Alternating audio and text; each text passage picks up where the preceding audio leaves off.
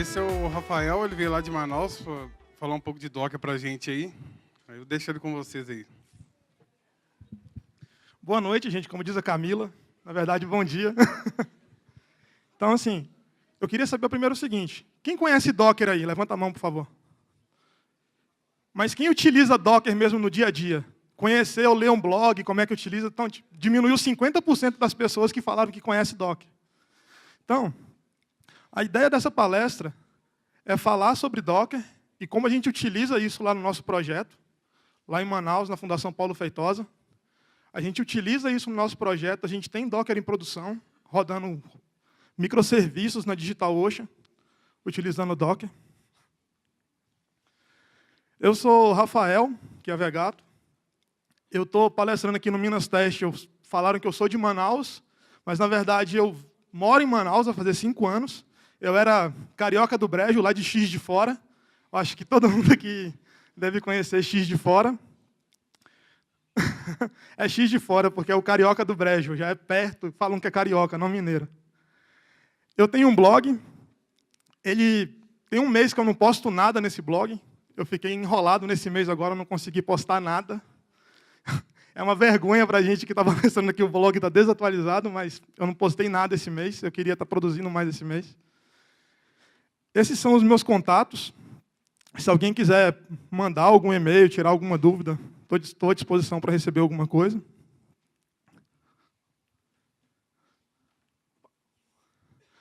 Eu vou tentar seguir um roteiro aqui. A apresentação não está disposta dessa forma que está aqui, mas é o que eu vou tentar abordar.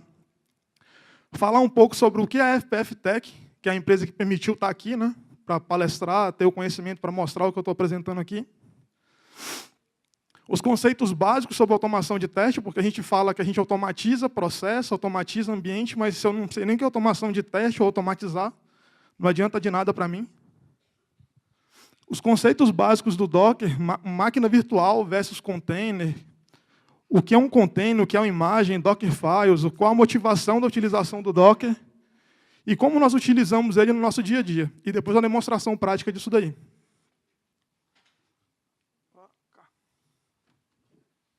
Tá.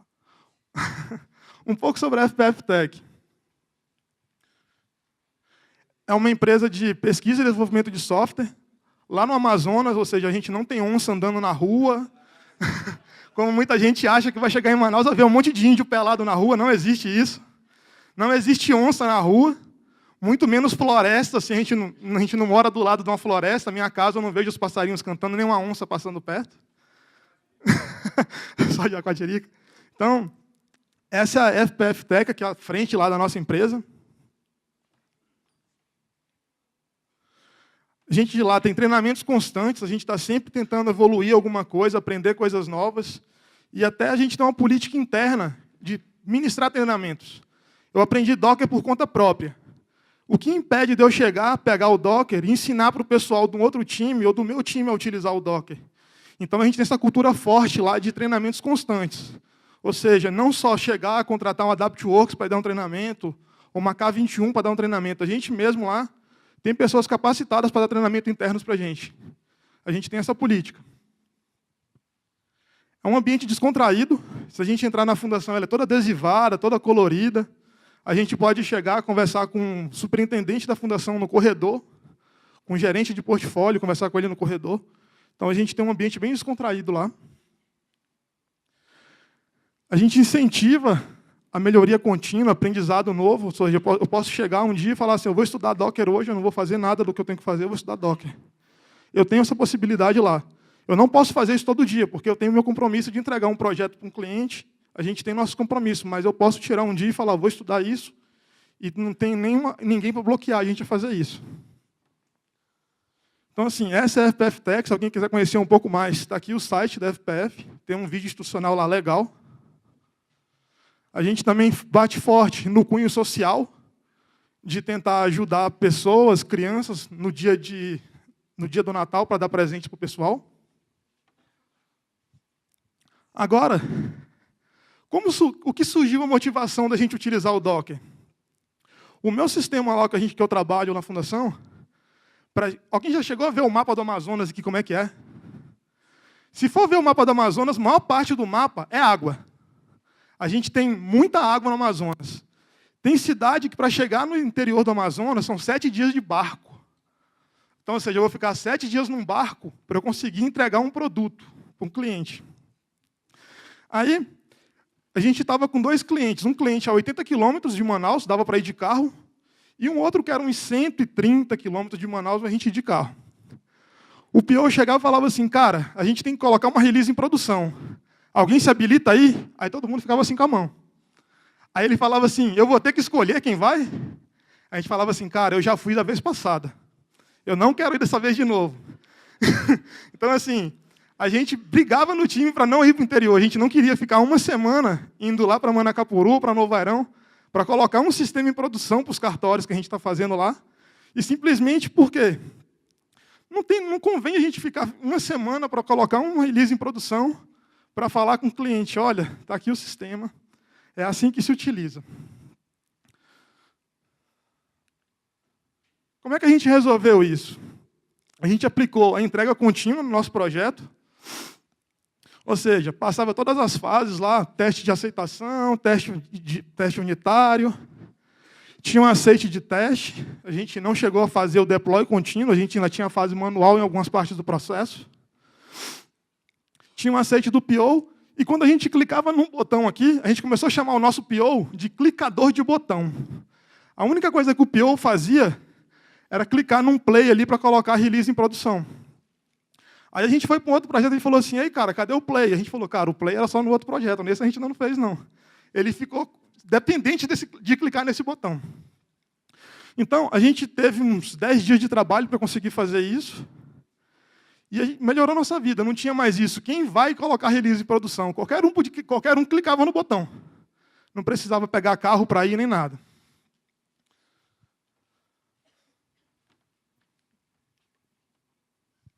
Só que o melhor desenvolvedor do nosso time não era o estagiário, tá? Era um cara muito bom do nosso time. Ele ia entrar de férias. Aí ele começou a falar assim, cara, eu vou entrar de férias sexta-feira. E eu costumo ficar no cagation mode na última semana. Aí a gente falou assim com ele, ok, cara, mas não vai fazer merda nenhuma, não. Ele, tá bom.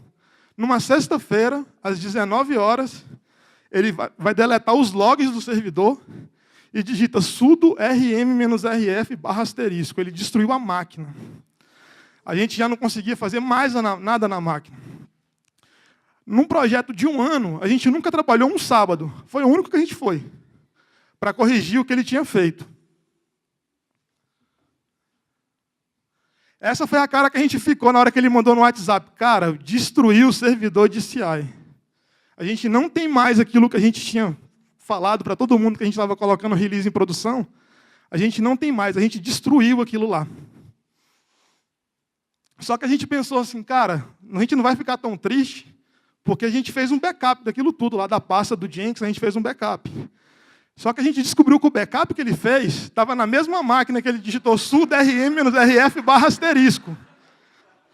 Então, assim, cara, parece brincadeira, mas não é. Isso acontece no dia a dia. O cara quer apagar um log e ele destruiu o nosso servidor. Então, a gente teve que ter um retrabalho lascado para a gente ter que ir sábado. E eu confesso a vocês que nunca mais ficou como a primeira vez que a gente fez. A primeira vez estava muito mais detalhado, estava muito melhor. A gente fez de novo, funciona, mas não é a melhor solução. Hoje a gente já tem outras soluções para fazer isso daqui. A gente já trabalha com microserviço, trabalha com Docker, então está melhor isso daqui, não está assim mais. E para melhorar isso, eu tinha visto um post do Galani falando sobre Docker, só que eu tentei usar o Docker na minha máquina, eu tive um grande problema, chamado Windows. Na época, o Windows era muito ruim de utilizar Docker na época. E é aquela coisa, falam quando você tem uma ferramenta boa na mão de um tolo, você continua sendo um tolo. Eu era um tolo tentando aprender a usar uma ferramenta, só que eu não tinha um intuito do que fazer ela, do que fazer com a ferramenta. Aí o Stefan logo depois postou lá uns comandos básicos do Docker, e eu resolvi sair do Windows e ir para o Linux. Aí a minha vida começou a melhorar um pouquinho mais. Eu estava aprendendo o Docker, aí o nosso dev foi lá, deu sudo rm-rf, a motivação aumentou a estudar Docker. Ele fala até hoje que eu só sei Docker por causa dele. Porque se ele não tivesse digitado sudrm-rf, eu não tinha procurado estudar Docker para tentar melhorar o nosso processo. Aí, uma dessas ferramentas para resolver esse nosso problema, nós começamos a utilizar ferramentas de provisionamento, como Ansible, Vagrant, Docker. Mas a ideia dessa palestra é só falar sobre Docker. Só tomar uma água aqui, gente.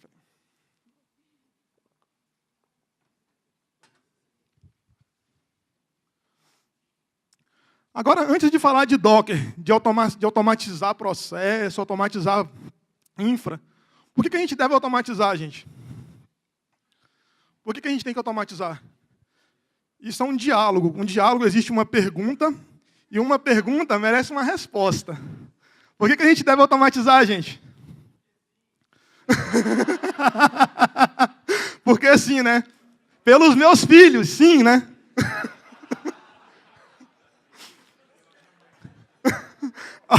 Oi? Sim. Então, é mais rápido, né? Se eu automatizo alguma coisa, rodar aquilo novamente, executar aquilo é mais rápido. Eu não preciso mais ficar com aquele tempo todo para rodar aquilo de manual, depender de uma pessoa. A gente gera menos bug com isso, porque o ser humano, quando a gente precisa do ser humano, é a parte que a gente falha, né? Porque eu confio numa pessoa que ela vai executar o trabalho dela. Hoje ela brigou com o namorado, vai trabalhar desmotivada, não está nem aí para nada, quer que o dia acabe. Quer que o dia acabe e fica naquela história, não vou fazer nada hoje. Então ela vai trazer falhas para você. Quando você automatiza, eu nunca vi falar de computador nenhum namorando, nem terminando com namorado. Alguém já ouviu falar aqui? Eu nunca vi, então ele não vai ter esse tipo de problema. Então, quando ele faz esse trabalho, como ele está programado para fazer aquilo, não vai acontecer mais falhas, pelo menos para aquilo que a gente programou para fazer. A gente traz mais felicidade, né? O time é mais feliz. O nosso time que a gente brigava antes para saber quem ia para o interior, para ficar uma semana, ninguém mais briga hoje. Hoje a gente briga quando o PO não clica num botão. Fala, ei, PO, clica no botão lá, cara. Não, clica lá por mim, cara. Aí a gente coloca a release em produção. Então a gente não tem mais briga disso.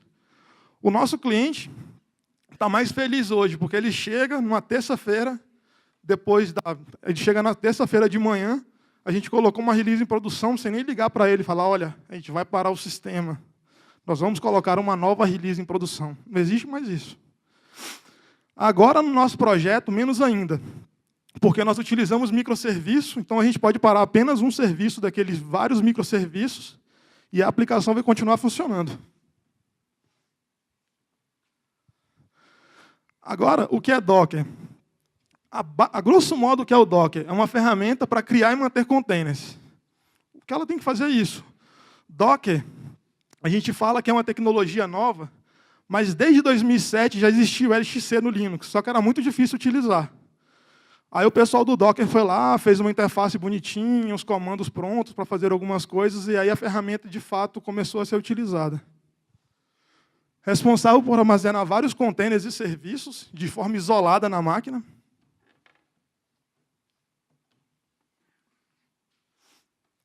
A ideia é mais ou menos essa, é como se o Docker fosse essa baleia aqui, e essa baleia fosse responsável por manter vários containerzinhos ali isolados. Do Postgres, do Apache, do Jenkins, do Selenium, do MySQL, de qualquer outro aqui. Um ou mais de um, né? Como tem a imagem do Jenkins ou do Selenium aqui. Uma abstração seria mais ou menos isso. Mas assim, a gente deve se perguntar qual é a diferença de um container para uma máquina virtual. Alguém sabe me dizer?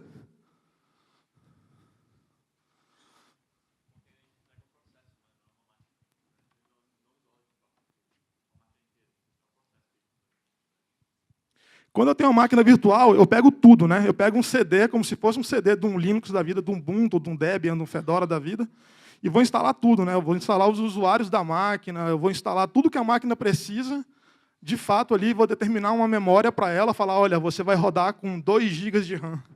Como acontece com o Docker no Mac, como acontece com o Docker no Windows hoje. Porque é uma máquina virtual rodando que tem uma memória reservada para ele, diferente no Linux, que isso é nativo. Já no container, a gente não precisa de usuários, a gente pega só um usuário qualquer se a gente precisar utilizar. eu preciso de colocar um Jenkins. Eu posso pegar o user Jenkins e mandar ele executar alguma ação e eu não vou precisar de ter o administrador, o Guest, mas não sei quem. O Docker se baseia em três conceitos básicos, que é imagens, containers e Dockerfiles. A imagem do Docker é como se fosse um CD de instalação do Ubuntu, um CD de instalação do Debian. Só que é uma imagem bem mais enxuta. Uma imagem do Docker do Ubuntu, ela está em torno de 200 MB, 250 MB. Já se eu pegar um CD do Ubuntu de instalação, ele vai ser 1 GB alguma coisa. A gente consegue ver a diferença gritante nesse cara. Eles são muito similares, tá? A ideia de ISO para criar um sistema operacional. Containers, eles compartilham o mesmo kernel do container. Eles são executados de forma isolada. Ele tem uma execução de memória de I/O controlada, ou seja, se eu tenho uma máquina com 8 GB de RAM, ele vai usar de 0 a 8 GB. Ele não vai estar reservado para ele fixo 2 GB para ele utilizar. Ele precisou de mais, ele vai consumindo, mas a gente consegue limitar isso daí e deixar fixo. A gente tem a ideia de containers podem ser descartáveis ou persistentes. Lá em produção, no meu sistema, eu tenho um container persistente do banco de dados. Ou seja, tudo que o meu usuário salva no banco lá do Postgres, isso está salvo, num volume. Eu não preciso mais ficar salvando isso de outra forma, ou colocar isso dentro de um container e depender que o container faça isso. Amanhã a imagem do Postgres atualizar, eu só subo uma nova imagem do Postgres, ele vai reaproveitar o volume que eu tenho, pegar a base de dados e continuar rodando. Eu fui dar um curso no início desse mês agora para Docker, numa faculdade lá de Manaus. Por infelicidade, a turma só tinha pessoas de engenharia ambiental, pessoas de engenharia de produção e 3 gatos pingados de desenvolvimento. A menina virou para mim e falou assim: Rafael, o único container que eu conheço é aqueles que passam lá na bola da Suframa, em cima das carretas. O único container que eu falei, é uma abstração boa, porque o container, quando tu coloca ele em cima, ele é portátil. Eu posso pegar esse container e colocar em cima de um outro caminhão, de outra carreta. Ele vai continuar funcionando. Ele é independente do hardware. Eu posso pegar uma Mercedes, posso pegar um BMW, posso pegar qualquer máquina, qualquer carro, carreta, e colocar um container em cima. Então, a abstração para um container seria isso. Isso daqui é um container. A minha aplicação vai rodar de forma isolada. Ela vai ser independente de hardware. O Dockerfile é a forma de eu chegar, eu quero uma imagem, que nem ali, ele estou pegando a imagem padrão do Tomcat. Desculpa, meu back-end é Java, tá? Então, para todo mundo que xingou Java aqui, muito obrigado. Mas, assim, é que nem eu estava falando com o Galani mais cedo. Se eu tiver uma opção de escolher uma linguagem, eu vou fazer em Java. Mas se tiver que ser em Python, PHP, Ruby, qualquer outra linguagem, eu não tenho preconceito, porque eu não aprendi uma linguagem, eu aprendi a programar, eu tenho a lógica de programação. Então, não se prendam a uma linguagem. Então, aqui eu coloco quem é o mantenedor da imagem. Eu coloco uns comandos aqui que eu quero executar. Aqui eu estava mandando instalar o Git, e estava chegando no GitHub, fazendo um clone lá no meu repositório. Tem que tomar muito cuidado quando a gente quer fazer isso daqui, tá, gente? Tentar digitar git clone, porque o Docker ele vai tentar achar esse comando e vai falar o seguinte: eu já fiz o clone. Por mais que você mude o código no repositório, ele vai continuar achando que ele já fez essa execução. Aí a gente tem que colocar force, forçar de fato ele executar esse comando. Então, por isso é uma boa prática a gente começar a pensar no que a gente quer colocar num container e como a gente começa a quebrar esse container. Porque como eu estou mandando forçar, toda vez ele vai digitar apt-get update, toda vez ele vai instalar o Git de novo. E isso é pesado, né? Porque eu começo a pegar, depender da banda da internet, etc. Eu poderia criar um container só com isso daqui, colocar o meu código num volume e começar a executar o meu código só do volume. Eu não precisaria ficar buildando o meu código ou toda vez fazendo git clone no repositório. É uma boa prática. Tem lá no site do Docker, tem umas boas práticas de como utilizar o Docker. Tudo no Docker é baseado em camadas. Se algum dia alguém exportar uma imagem e abrir nela, vai ver que tem um monte de pastas lá, são as camadas do Docker. Ou seja, eu coloquei lá a imagem base, Debian. Qualquer coisa que eu fizer, eu adicionar o Apache, até eu salvar esse cara, ele está persistindo isso numa camada. Beleza? Então, quanto mais eu fico executando run, eu vou só aumentando camadas. E se falando de Java, as imagens ficam 1 GB, 1 GB.5 e assim vai. As imagens ficam bem grandes em Java.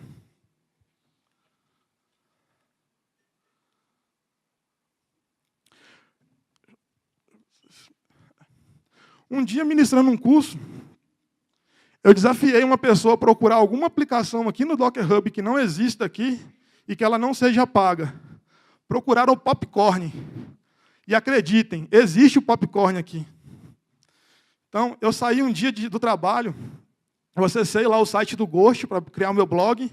Falei assim, o Ghost, eu pego lá um zip, executo o comando lá, node start. Eu vou ter o container lá, vou rodar o Ghost e vou criar o meu blog. Pronto, eu vou chegar em casa agora, eu vou ser o mantenedor da imagem do Ghost. Eu vou chegar, eu vou criar uma imagem do Ghost Docker, vou falar assim, é minha. Toda vez agora vai estar lá, Rafael Chiavegato, utilizando o Docker, da imagem Ghost. Só que a primeira coisa que eu fiz foi no Docker Hub digitei Ghost, apareceu umas 10 para mim. Ou seja, toda a minha ilusão de achar que eu seria mantenedor de algo, eu perdi, porque já tinha gente que fizeram isso.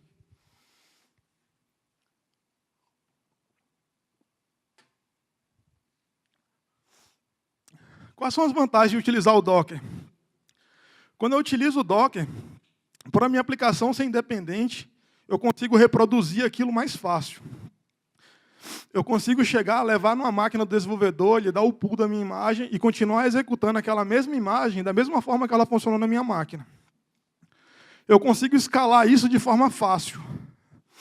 Eu vou mostrar aqui um exemplo depois, utilizando o Selenium Grid com Docker, que a gente consegue criar nós lá do grid facilmente, a quantidade que a gente quiser, 20, 30, 40, quantos a gente quiser.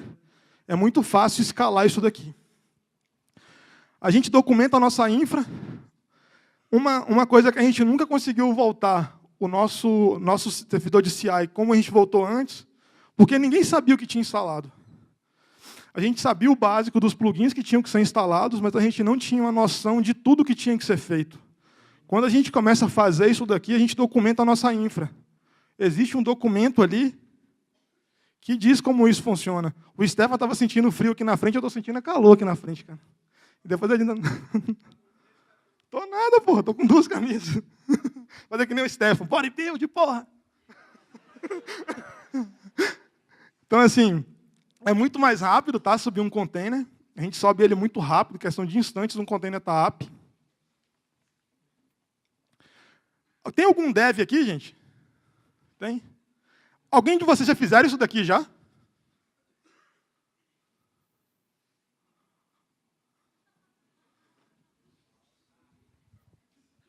Eu acho que não, né? Nesse nível não. Vai falar assim, funciona na minha máquina. Um monte falou, né? Acho que um monte falou assim, isso funciona na minha máquina. Ou o problema é a tua máquina. Não é o que eu fiz. Quando a gente usa Docker, acaba com isso, gente. A padronização, a gente padroniza imagens. Ela é independente de hardware, ou seja, se funciona na minha máquina, funciona na tua. Se não está funcionando na minha, tem alguma coisa errada no código. Não é na imagem.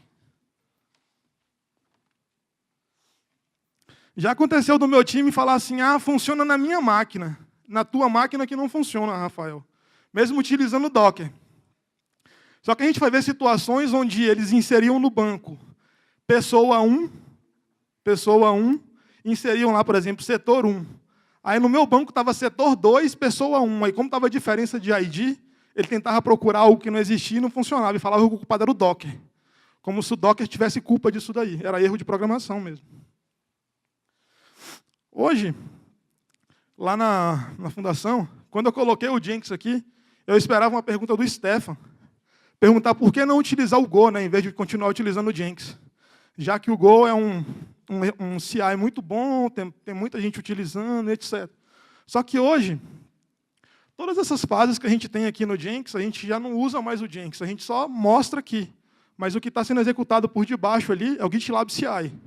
Então, ou seja, o GitLab CI está fazendo todo o controle dessa fase aqui do Jenkins, que é gerar uma release interna, quer colocar num servidor de homologação, quer colocar num servidor de produção, tudo isso o GitLab CI está fazendo, não é o Jenkins mais que está fazendo isso daqui.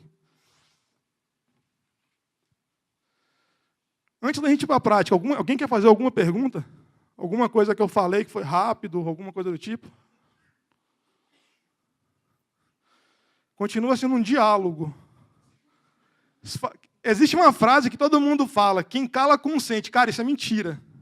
Não existe isso. Se eu calo, se eu concordo, eu digo, cara, não, eu não tenho uma pergunta.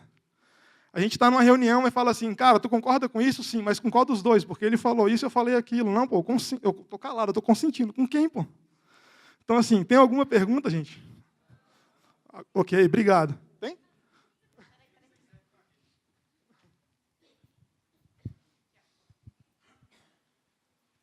Tá vendo, Stefan? A tática?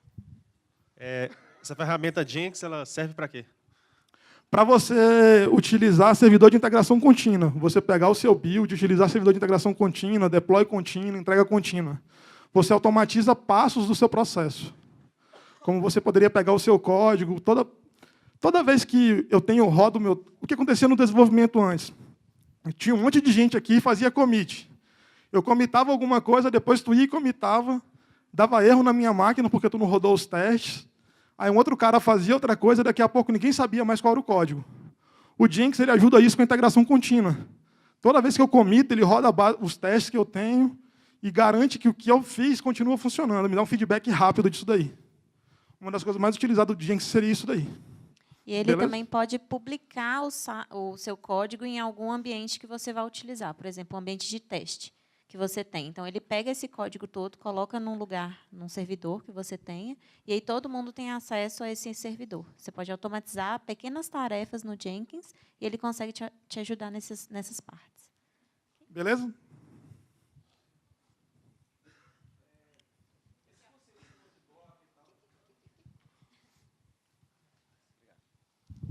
Obrigado.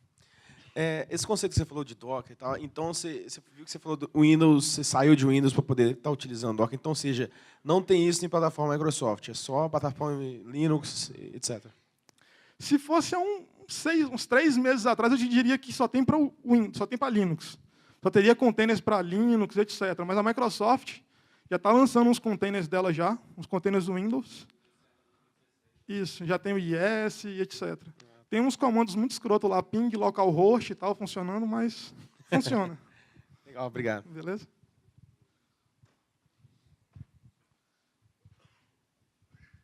Opa, eu queria te perguntar, você falou que já usa o Docker em produção, se você usa algum sistema que monitora os seus containers, que o caso, por exemplo, ele é responsável por CPU e RAM, se você tem algum cara disso, e se você usa algum processo para testar a sua estrutura de deploy lá, porque quando você cria os containers, de certa forma, eles têm que estar disponíveis também. Se você tem alguma estrutura que testa e garante que por exemplo, eu não sei se você usa o pool de containers, se você testa essa estrutura, e a outra pergunta é a questão se você monitora e qual ferramenta você usa para monitorar os containers. A gente utiliza o Spring Boot. O Spring Boot existe uma aplicação dele para monitoramento de utilização de serviços de memória, etc. Só que isso no nosso time ainda está um pouco fraco ainda. A gente precisa evoluir mais, pegar algumas ferramentas melhores para monitorar isso para a gente, etc. A gente quer evoluir para o Kubernetes, colocar mais algumas coisas para validar mais coisas. Se o container cair, ele subir de novo, algumas coisas do tipo. É aonde a gente quer chegar. Hoje a gente faz isso muito manual. A gente tem que acessar lá o servidor na DigitalOcean, ver como está, ou dar um ping na máquina para ver se está ok. Isso é uma parte fraca que a gente precisa melhorar ainda, mas é uma evolução que a gente já previu, já que a gente tem que fazer. Sim. Mas aí tu vai só monitorar a memória dele, né? Sim. Sim. Vai chegar no final, não vai ter nem pergunta mais, né? Eu falo, tem mais alguma pergunta? E ninguém, não. A minha mais é a prefeita de curiosidade da galera, assim, tipo, primeiramente, parabéns, é do caramba ver... Assim, Calma, cara, não terminei ainda tem mais a prática não, ainda. é só pra... primeiramente, parabéns, porque é legal ver tu falando sobre isso, tipo, eu participei do backstage disso em algumas etapas, e, tipo, conta um pouquinho como é que foi tua experiência, tipo, de resistência, qual foram os problemas que tu teve em relação a quando tu foi começar a rodar essas coisas com as pessoas ali ao redor? Cara, o maior problema que eu tive foi utilizar o Windows, porque era muito ruim tentar criar um Dockerfile no Windows, porque eu tinha que fazer um compartilhamento de pasta entre a minha máquina Windows com um container que não era um container, era uma máquina virtual, era um cambalacho doido. Então, eu tive muito problema com isso daí. Só que o meu time lá, o time que eu trabalho, a gente é muito virado. A gente quer pegar uma tecnologia nova, a gente quer utilizar no projeto. A gente estava utilizando um projeto que a gente tinha para todo modulado, projeto, todo utilizando o Woodfly, estava bonito, utilizando o Angular. Só que a gente chegou num dia e falou assim, cara, vamos utilizar o Spring Boot, vamos utilizar microserviço. Quando a gente passou a utilizar microserviço, a gente teve mais problema ainda, porque em vez de ter, como tem aquela imagem em todo lugar, né? Um cocôzinho, a gente tinha vários cocôzinhos para gerenciar agora, né? Já não era só mais um. Então, como isso começou a dar mais trabalho, foi quando a gente investiu mais ainda em Docker. Beleza? Só para não perder mais tempo aqui, deixa eu só fazer a prática que eu tenho que fazer aqui. Pode, bora lá. É só porque eu não entendi muito bem o conceito de Dockerfile. Assim, só para ver se eu entendi os outros dois, você falou das imagens dos containers. Fazendo um paralelo com o próprio DigitalOcean, um container inicialmente seria aquelas opções lá pré-configuradas de máquina que você tem lá. Por exemplo, igual lá você tem uma máquina pré-configurada de GitLab. Um container seria um container já pré-configurado do Wildfly, já com JDK e tudo mais. Então, Seria um pouco disso? Não, porque se tu pegar na DigitalOcean hoje, tu criar um droplet lá, que é o conceito deles de aquilo ali é uma máquina virtual, né? Isso. Então tu tem todos os usuários da máquina, tem tudo que a máquina precisa. Eu falo só traçando um paralelo mesmo. Por exemplo, o container já seria quando eu escolho ali um container do Wildfly 9 lá, eu já estou pegando ali o que é necessário para ter um Wildfly, tal como seria esse snapshots. Só um paralelo mesmo, eu sei que são coisas distintas. Nessa ideia, sim, porque quando tu pega esse container lá dessa imagem do Docker, ela de fato está rodando mesmo, ela está app, ela está o Wildfly instalado. Aí tudo seria instalado. uma imagem tipo zerada só com aquilo ali. Aí beleza. Isso aí seria o container. As imagens seriam, peguei meu Wildfly, configurei esses data sources aqui, fiz isso, aí eu vou lá e crio uma imagem desse container, depois que eu já mexi nele, seria isso? Eu poderia fazer dessa forma, eu posso chegar, pegar um container, dar o commit de um container que eu fiz, com as alterações que eu fiz, etc. Ou eu poderia pegar um arquivo mesmo Dockerfile e falar assim, olha, esse meu Dockerfile, essa imagem vai originar de quem? Do Ubuntu 14.2.4. O que eu quero nela? Eu quero que dê um apt-get update, quero que instale o Java, quero que você vá lá no site do Wildfly, baixe o Wildfly, coloque numa pasta X, que você faça a extração desse binário e que no final você execute lá. Java menos já, na verdade não é Java menos já, né? O standalone.xml lá, mandar rodar esse cara, o bash, etc. Mandar rodar. Isso definido no Dockerfile. Eu coloco esse script aí de alterações que eu preciso fazer no container que eu peguei lá limpo. Na imagem base que você pegou limpa. Sim. Na imagem que eu peguei limpa. Isso, correto. Entendi. É isso aí. Beleza, obrigado. Beleza?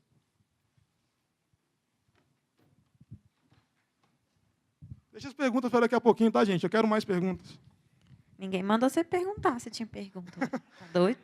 Eu ficaria frustrado chegar de Manaus, cheguei aqui ontem, era quase 1h da manhã, vim aqui falar e perguntar, e aí, galera, alguém tem alguma pergunta? Aí eu ficar assim, não.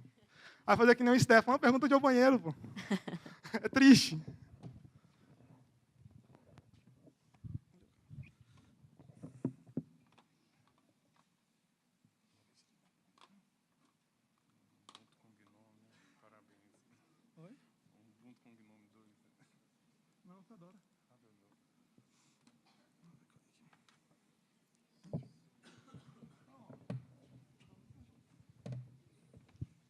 A ideia aqui é o seguinte.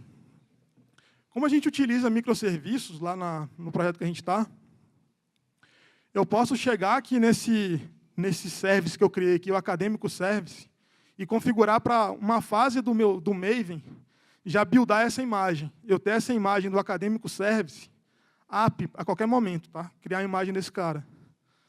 Bastaria eu chegar aqui, ó.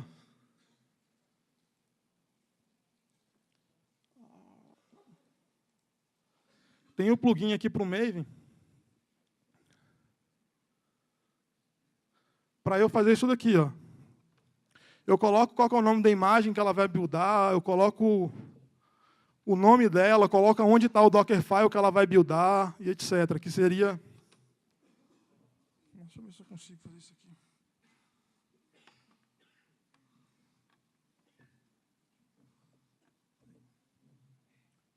Que seria essa ideia aqui, ó, de eu chegar aqui dentro dessa pasta Docker aqui, eu falo o que eu vou rodar na minha imagem, que eu pego uma imagem lá, Java, que eu criei do Alpine. Essas imagens do Alpine, ela reduz bastante o tamanho da imagem. Em vez de eu ter uma imagem Java de 900 MB, ela fica 280 MB a imagem. É bem... Não sei, pode, direção? Ok, valeu.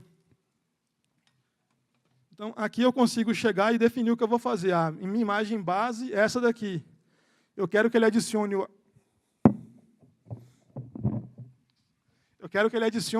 esse jar que eu vou acabar de gerar e colocar isso dentro de TMP e depois eu mando executar esse cara, java-jar, passando a quantidade de memória ou não, para ele subir esse meu container. Beleza? Só que, um dia desses, eu estava tendo uma reunião lá na fundação que eles queriam definir o processo para automação de testes. O que é isso? Quando eu executo os meus testes automatizados. Aí eu falei, você vai executar pelo servidor de CI, pelo Jenkins ou por quem for. Falaram assim, mas Rafael, você tem que entender que nem todos os projetos rodam Jenkins. Eu falei, ok. Custa chegar, pegar isso daqui e fazer isso.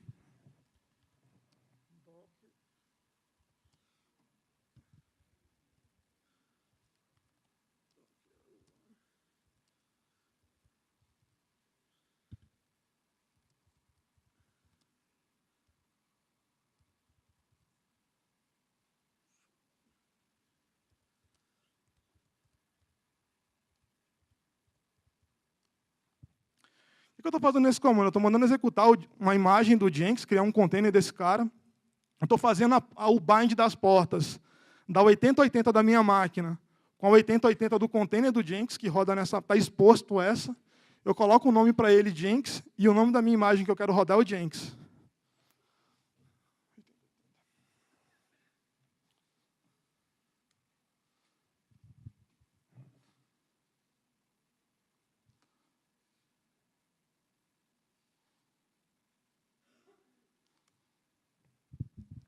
Eu fazendo isso,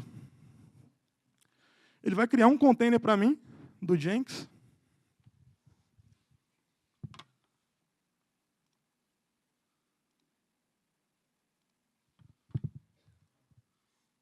No Linux, se eu colocar localhost 2.8080,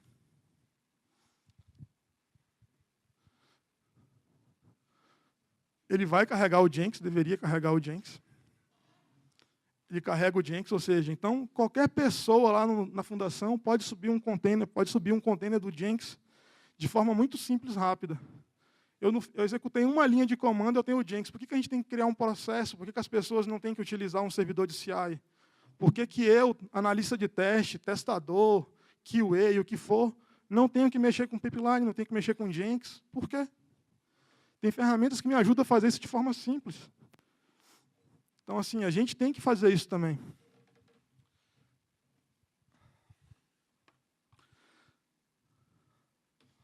Alguém já tentou criar um grid do Selenium aqui já, gente? Não? Se alguém tentou criar, percebeu que é muito chato criar. Porque você tem que ficar dando java-jar, colocando o hub. Java-jar, o node. Qual que é as instâncias que ele vai rodar. Qual o navegador, qual não sei o que ele vai executar. Aqui, eu escrevo ali, qual que é a imagem que eu quero criar o hub. É o Selenium/hub, a versão da imagem hoje está na 2.53, que é a versão mais atual do Selenium. Eu coloco ali agora um cara que eu chamei de Chrome, que vai ser um nó desse meu grid. Coloco ali Firefox, que também é um nó do meu grid.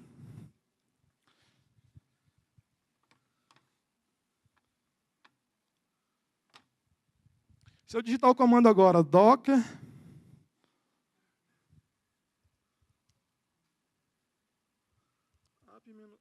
app-d, ele vai criar todo o grid para mim. Eu não tenho trabalho nenhum para fazer mais. Ele está criando ali, ele está começando a criar o grid, ele está criando o nó do Firefox, daqui a pouco ele vai criar o nó do Chrome.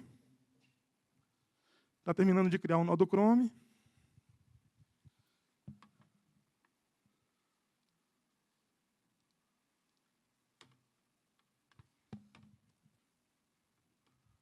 Está aqui o grid do Selenium criado. Se ao invés de eu criar mais de um nó, falar assim, eu quero mais um Firefox, eu quero mais um Chrome, ao invés de eu chegar lá de novo, na linha de comando, digitar java-jar, selenium.server. não sei o que, node, para criar mais um nó do Firefox. Eu chego agora...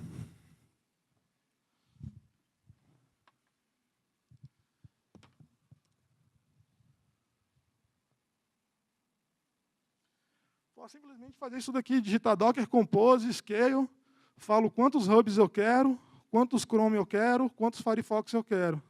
Se eu mandar executar esse comando,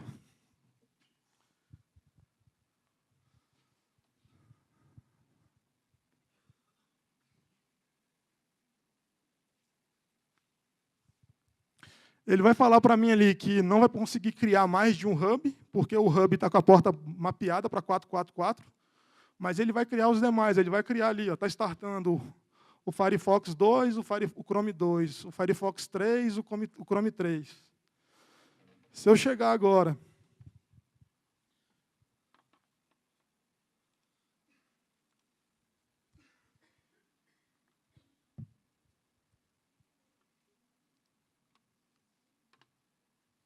Se eu for ver, todas as instâncias criadas aqui. Se eu chegar e desistir e falar que eu não quero 3, eu quero voltar a ter 1 de novo, basta eu chegar aqui e falar que eu quero um desse. Eu apertei Enter sem querer. Ele vai remover só 2 Chrome. Então, ele faz o controle disso para mim. Se eu quero falar que ele tem que criar 3, 20, 30, o que for, ele vai criar. Se eu falar com ele que eu quero menos, ele vai remover os que eu tenho, vai ter o controle disso tudo para mim.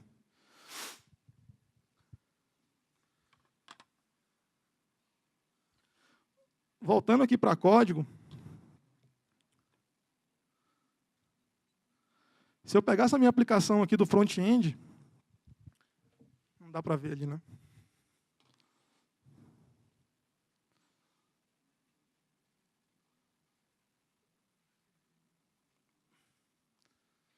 Tá. Se alguém conhece a estrutura do Angular, tem todos os scripts, todos os HTMLs aqui da vida, todos os CSS na pasta. E toda vez que eu quero subir a minha aplicação, eu fico digitando lá, grunt server, para subir os meus estáticos. Eu posso simplesmente chegar, criar um Docker Compose,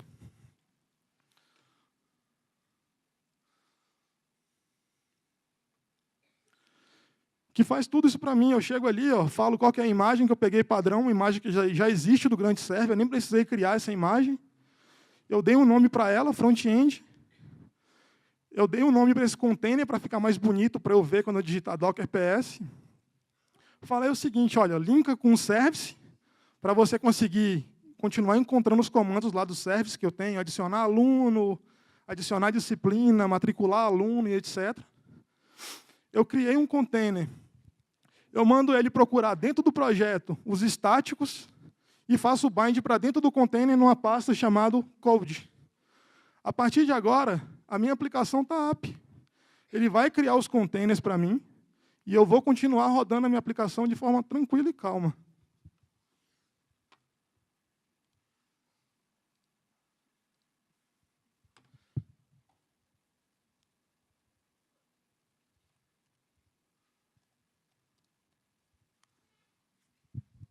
Se eu fizer isso daí, ele está criando para mim. Ó. Ele criou a imagem do MySQL, ele está recriando a imagem do Acadêmico Service, ele vai recriar a imagem do front-end, ele está criando a imagem do front-end.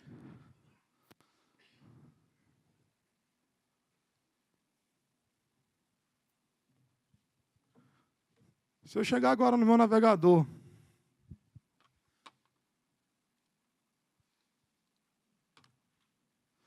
Minha aplicação está funcionando do acadêmico, sem eu fazer nada. Eu cheguei, coloquei um container e fiz esse cara rodar. Eu preciso hoje subir um banco de dados do Postgres. Eu posso executar docker run -d Postgres. Ah, agora o projeto mudou, Rafael, não é Postgres mais, é MySQL, eu consigo criar. Ah, eu quero subir um CI do Go, eu consigo subir em container. Ou seja, a gente pode utilizar isso muito no nosso dia a dia hoje. E é muito aconselhável utilizar isso, a gente poupa muito tempo da gente. Beleza? Alguém tem mais alguma dúvida?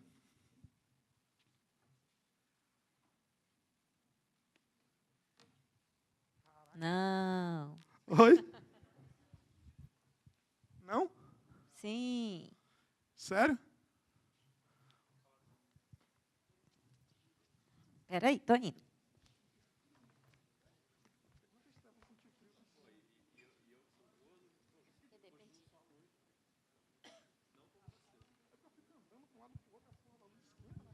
Oi. Minha dúvida é só o seguinte: você usou o Docker onde você trabalha, né? Certo. Você já ouviu falar do Rocket, do CoreOS? O que você acha dele? A proposta do CoreOS é muito legal, né? Que é uma proposta onde você não tem nada instalado na sua máquina, tudo é container. Ou seja, eu quero instalar o Skype. Você não vai lá, apt-get install o Skype. Você sobe um container do Skype, né? E você acaba deixando a sua instalação da sua máquina muito limpa. Eu acho essa ideia muito interessante. Até lá no nosso projeto, o Docker ele não se resume só a terminal, tá? A tela preta.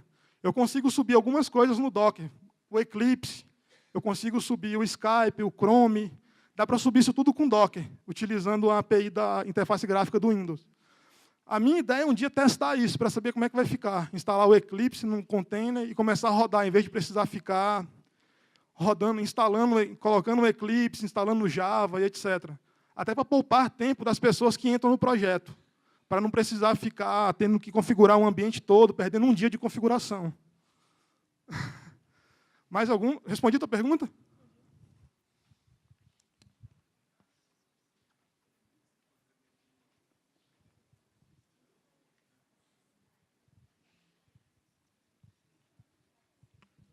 Opa, tudo bom. Primeiro, parabéns aí também, né, pela apresentação. E seguinte, na empresa que eu trabalhava antes, a gente resolveu automatizar os sistemas de todo mundo, que é a ideia que você falou. Um cara entrou novo na empresa, você gastava 2 dias para configurar todo o ambiente Linux dele, isso era um inferno. Bacana, pegamos, enxutamos tudo no Docker, falou, essa agora é a imagem, essa é o Dockerfile, os containers, tudo bacana, esse é o Docker que o cara vai colocar na máquina dele, dá o Docker, run, e agora ele pode trabalhar. Só que a gente teve um problema, porque toda vez que o cara tinha que colocar testar o código dele novamente, ele tinha que rebuildar o Docker.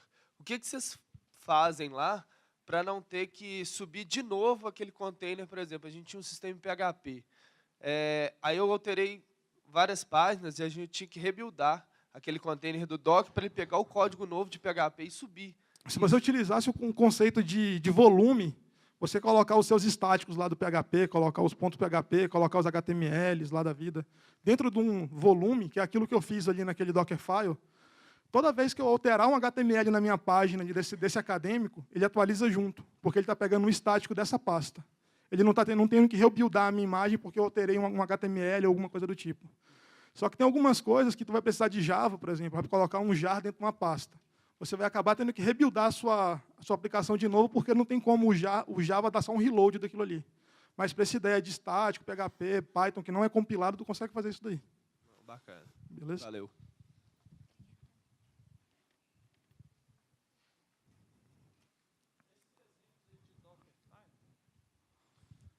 Igual ele perguntou aqui, esses exemplos de Dockerfile que, igual você usou, eu não sei se existe algum lugar que teria algo parecido que pudesse ficar aberto aqui para a gente, porque qual o problema que ele tem? Eu vou subir essa aplicação que eu tenho aqui, tudo que eu mostrei aqui, eu vou subir isso e vou colocar no GitHub.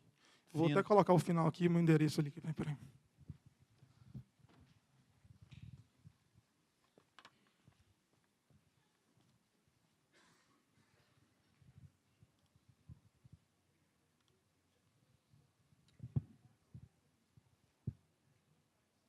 Só tem que ensinar para ele aqui como é que usa.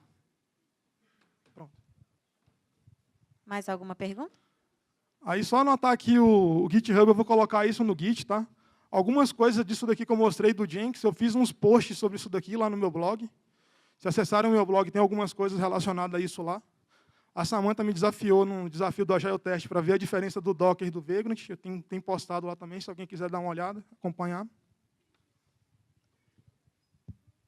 Então, assim, gente, eu quero a mensagem para vocês que o Amazonas não existe só índio e nem só onça. A gente tem tecnologia. Você falou das vantagens, eu queria saber as desvantagens também que foi encontrada no Docker, no caso. Cara, a curva de aprendizado para um cara que entrar no time hoje lá da gente, que não conhece o Docker, ele vai ter que aprender a utilizar o Docker. Ele vai ter que aprender a utilizar. A gente colocou uma complexidade a mais em algumas coisas para quem está começando no nosso projeto hoje. Mas a gente aposta que isso ele vai ter ganho no futuro. Mais para frente a gente vai ter isso daí. Esse é o principal problema do Docker para a gente hoje. Beleza?